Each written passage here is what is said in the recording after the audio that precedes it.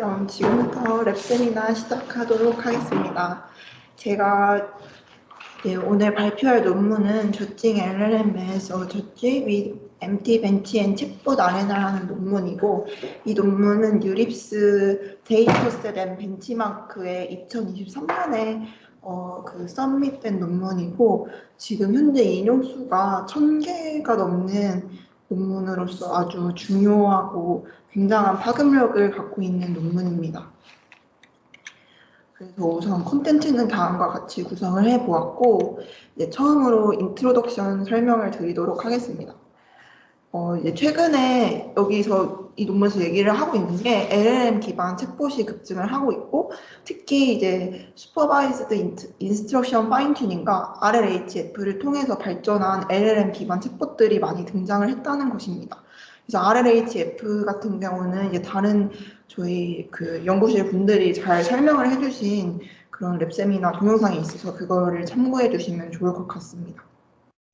그리고 또한 인간과의 이제 얼라이먼트가 된 모델은 비정렬 모델보다 사용자에게 높은 선호도를 받는다고 하는데, 여기서 이제 얼라이먼트라고 하면 AI 또는 LLM이 인간의 기대나 의도에 맞게 조정되었음을 의미한다고 합니다.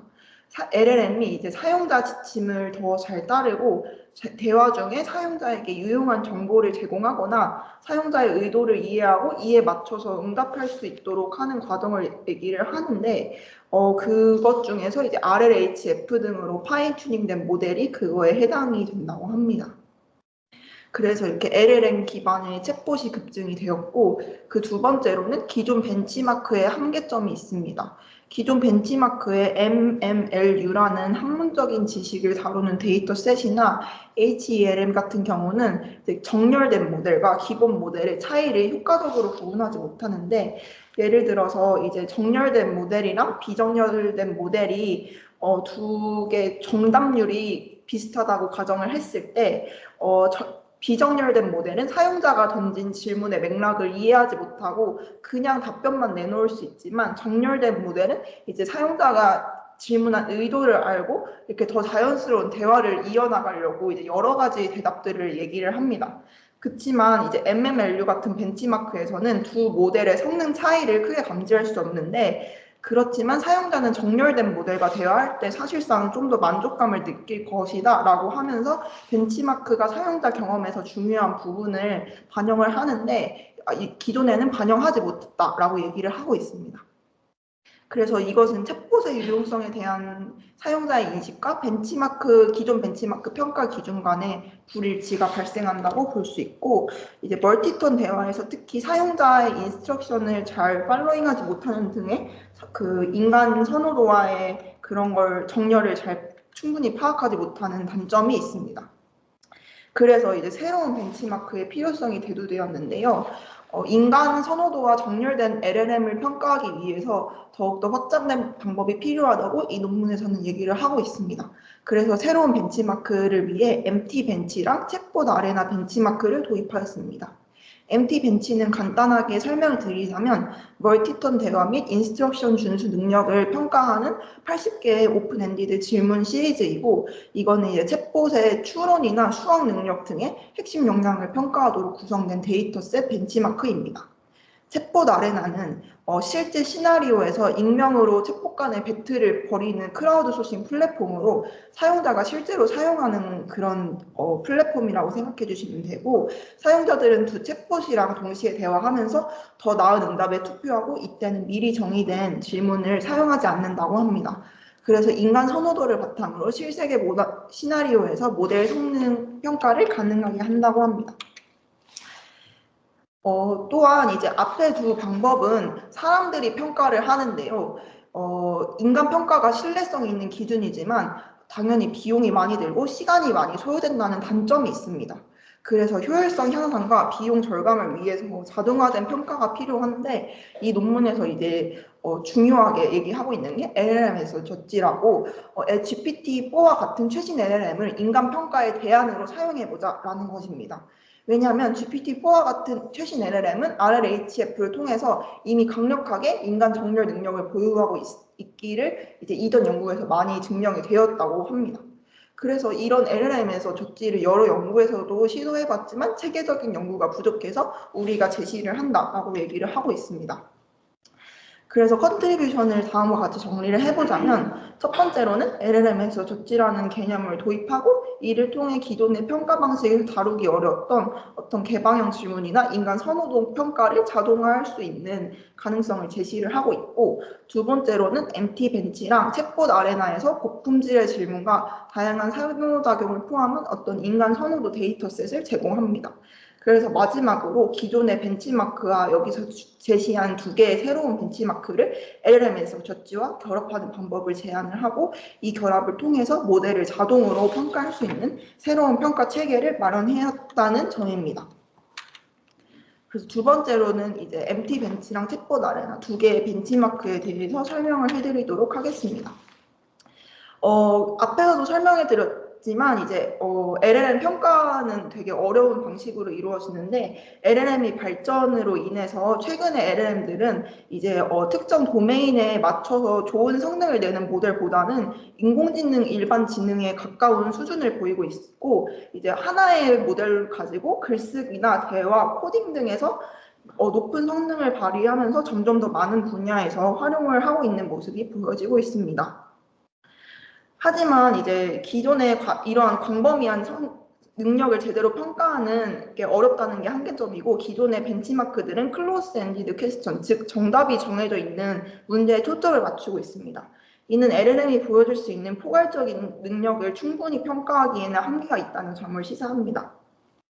그리고 기존 벤치마크는 세 가지 유형으로 나눌 수 있는데, 첫 번째는 코어 놀리지 벤치마크로 이제 앞에서 제가 설명했던 MMLU나 헬라스웨그 같은 거가 있습니다. 이 벤치마크들은 사전 학습된 LLM의 제로샷 또는 퓨샷 능력을 평가를 하고 짧고 구체적인 답변을 요구하는 벤치마크입니다.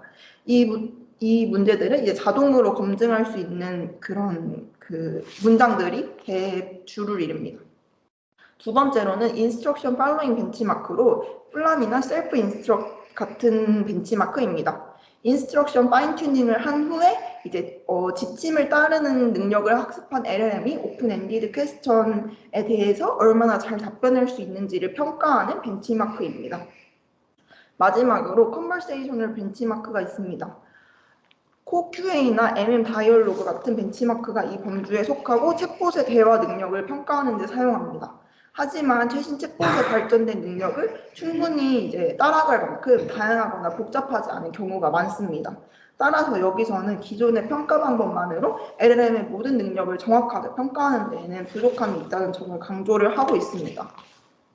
그래서 첫 번째로 제시한 게 MT 벤치이고, 이제 MT 벤치는 다양한 분야, 수학, 롤플레이, 생성, 지식 추출, 리즈닝에서의 생성 질문을 포함하고 있습니다. 일반적인 사용 사례를 포괄을 하고 또 모델을 차별하기 위해 까다로운 질문에 초점을 맞춰서 멀티턴 대화 및 인스트럭션 팔로잉 능력을 테스트하도록 설계되어 있고, 이제 아래에 그 표에서 예시가 나오는데, 이게 이제 멀티턴으로 진행을 하고 여기선 투턴으로만 진행을 하였다고 합니다. 각 범주마다 멀티턴 질문을 수작업으로 설계했습니다. 그 다음에는 챗봇 아레나입니다. 실제 시나리오에서 익명 간의 챗봇 간의 좋은 답변을 선택하는 크라우드 소싱 플랫폼으로 사용자는 두 챗봇이랑 동시에 대화하고 참여해서 개인 취향에 따라 답변을 평가합니다. 이 플랫폼은 미리 정의된 질문을 사용하지 않으므로 사용자의 다양한 관심사에 따라서 제한되지 않은 광범위한 사용 사례와 실제 투표를 수집할 수 있는 장점이 있습니다.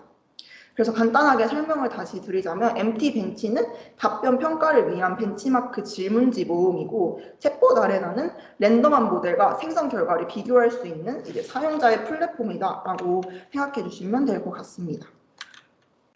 다음으로는 LLM에서 줬지에 대해 설명해 드리도록 하겠습니다.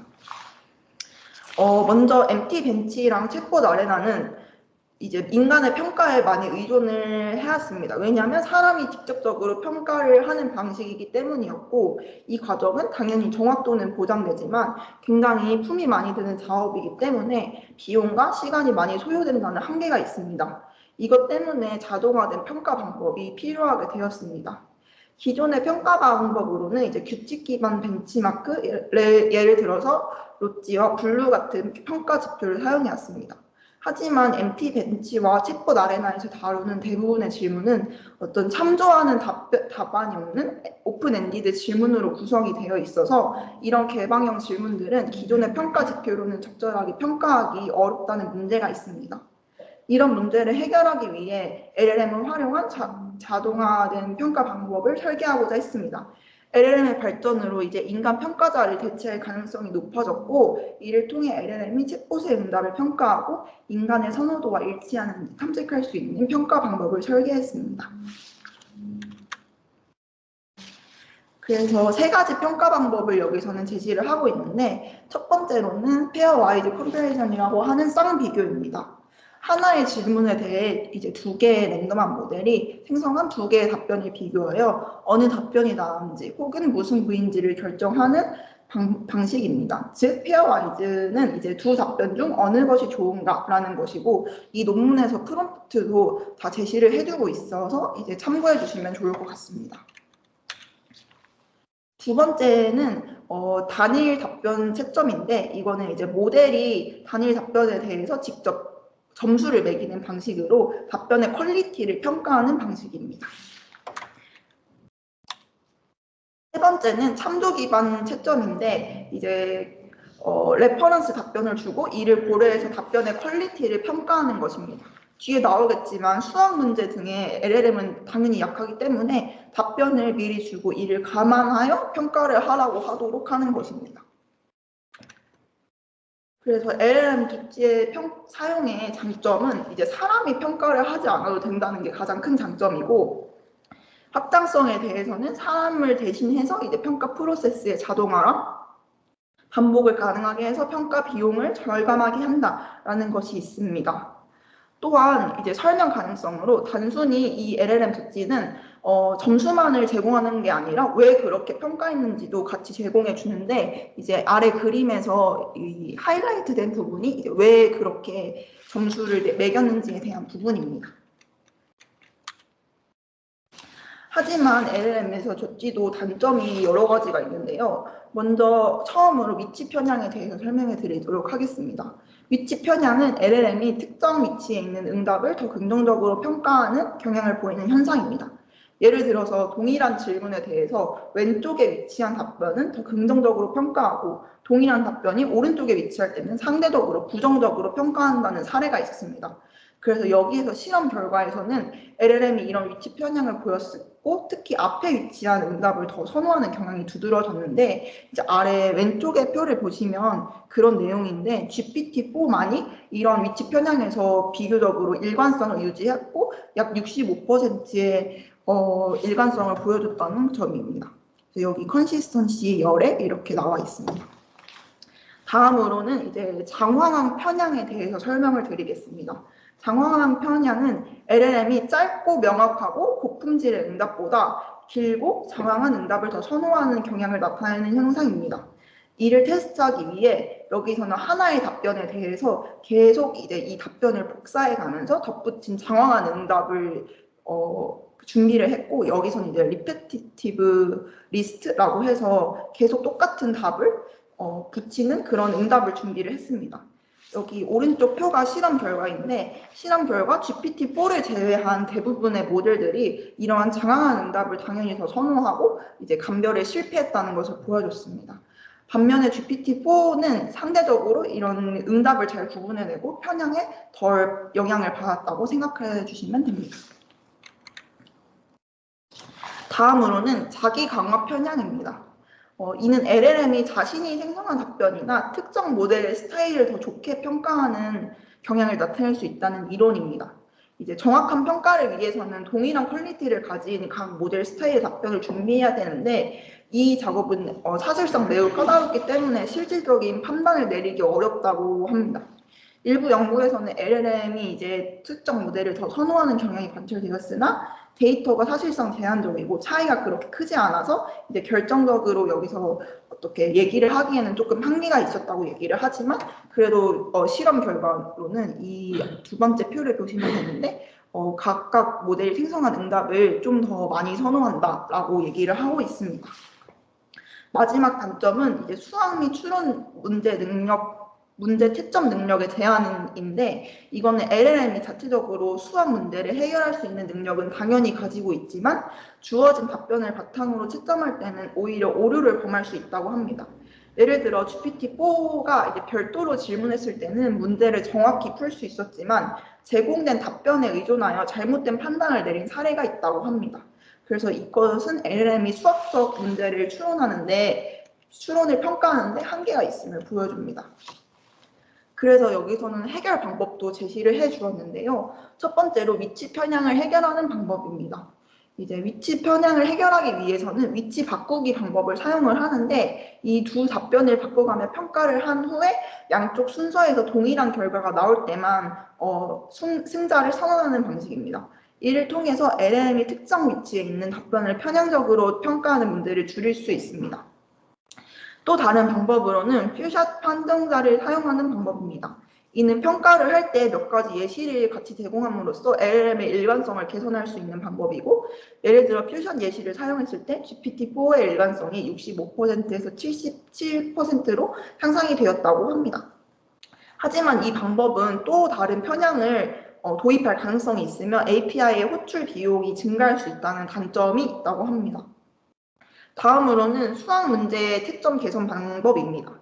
LLM은 수학 문제를 평가할 때 제공된 답변에 영향을 받아서 잘못된 판단을 내릴 수 있기 때문에 이를 해결하기 위해 COT 판정자를 도입을 했습니다. COT 판정자는 LLM이 먼저 문제를 독립적으로 풀고 나서 답변을 평가하도록 유도하고, 그리고 추론 능력을 향상시킨다고 합니다. 그리고 참조 기반 판정자 방법도 사용을 하는데, 이 방법에서는 LLM이 먼저 문제의 답변을 생성을 한 후 이를 채점할 때 자신이 생성한 답안을 참조 답안으로 제시를 해서 오류를 줄이는 방식이라고 합니다. 아래 표에서 볼 수 있듯이 이제 그 COT나 레퍼런스를 사용을 했을 때 실패하는 게 더 낮아졌다라고 얘기를 하고 있습니다. 그리고 이제 MT 벤치의 모든 컨버세이션은 투턴으로 되어 있기 때문에 멀티턴을 어떻게 평가해야 되는지에 대한 디자인의 설계가 있었는데, 평가 디자인 후보는 두 가지가 있었다고 합니다. 두 개의 턴을 아예 두 개의 프롬프트로 나누는 방식이거나 아니면 전체 대화를 그냥 하나의 프롬프트로 표시하는 방식이었는데, 여기서 실험해본 결과 전자의 경우는 LLM이 이전 답변을 정확하게 찾는데 어려움을 겪을 수 있다는 걸 발견을 해서 후자를 선택하도록 했고, 이것은 이제 전체 대화를 단일 프롬프트에 표시를 하고 두 번째 질문에 집중하도록 하는 거를 그렇게 프롬프트를 디자인해왔다고 합니다. 다음으로는 이제 어그리먼트 이밸류에이션이고 LLM의 저지가 얼마나 이제 사람과 선호도가 일치하는지에 대한 내용입니다. 셋업으로는 두 개의 MT 벤치와 챗봇 아레나에 대해서 LLM 편성자와 인간 평가자 간의 일치도를 분석을 한 방법입니다. 먼저 MT 벤치에서는 이제 GPT-4, GPT-3.5 이 여러 모델들을 평가를 했고, 평가자에는 LLM 판정자와 58명의 전문가 수준의 인간 평가자들이 참여를 했다고 합니다. 이 전문가들은 주로 대학원생들로 구성되어 있으며 약 3,000개의 투표 데이터를 수집을 했다고 합니다. 다음으로는 챗봇 아레나인데, 이 플랫폼에서도 위에서와 마찬가지로 GPT-4를 비롯한 여러 모델을 포함을 하였습니다. 여기서 평가자는 LLM 판정자와 2,114개의 고유 IP를 가진 크라우드 평가자들로 구성이 되어 있습니다.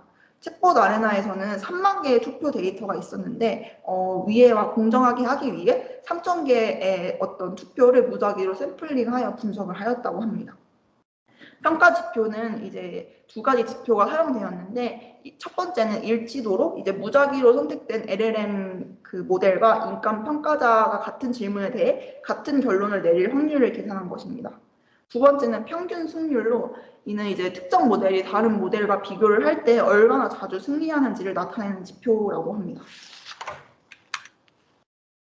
그래서 첫 번째로 이제 MT 벤치 데이터 분석 결과를 살펴보면 GPT-4가 인간 평가자와 가장 높은 일치도를 보였다고 합니다. 그래서 이 아래 표에 이제 S2가 보시면 S2가 무승부를 제외한 경우를 나타내는데 GPT-4와 인간 평가자의 일치도가 85%로 측정이 되었고 이게 인간끼리의 그 일치도인 81%와 비교해도 높은 수치로 GPT-4의 판단이 다수의 인간 평가자들과 매우 유사함을 의미를 하였다고 합니다. 또한 인간 평가자와 GPT-4의 선택이 다를 때는 GPT-4의 판단을 인간에게 제시를 하고 그 판단이 합리적인지를 물어보는 작업도 거쳤다고 합니다. 그 결과 인간 평가자들의 75% 경우에 GPT-4의 판단을 합리적이라고 응답을 했고 34%의 경우는 자신의 선택을 변경하기도 하였다고 합니다. 이런 결과는 GPT-4가 단순히 높은 성능을 보일 뿐만 아니라 인간의 판단과 잘 맞물리고 유사한 판단을 내릴 수 있다는 점을 시사를 한다고 합니다. 그래서 GPT-4가 이제 여기서는 그 첫 번째 턴이고 두 번째 턴인데 멀티 턴에서도 이제 유사하게 잘 어그리먼트가 맞아 떨어진다라고 얘기를 하고 있습니다. 다음으로는 챗봇 아레나 데이터 분석 결과입니다. GPT-4와 다른 LLM을 비교를 했을 때 GPT-4는 더 많은 비무승부 판단, 이것도 타이가 없는 그런 판단에서 명확한 판단을 내리는 경향이 있습니다. 또한 위치 편향을 덜 받는 것으로 나타내서 GPT-4가 더 안정적이고 확장 가능한 평가 방법으로 활용함을 보여주고 있습니다. 그래서 아래 표가 그런 내용이고 여기서 GPT-4의 단일 응답 채점 방식이 G4S라고 이렇게 나와 있는데 이 평가 방법이 다른 LLM 그 인간 평가자들과의 그 일치도에서 87%를 능가를 하고 이게 GPT-4가 더 명확한 판단을 내린다는 것을 시사를 하고 있습니다.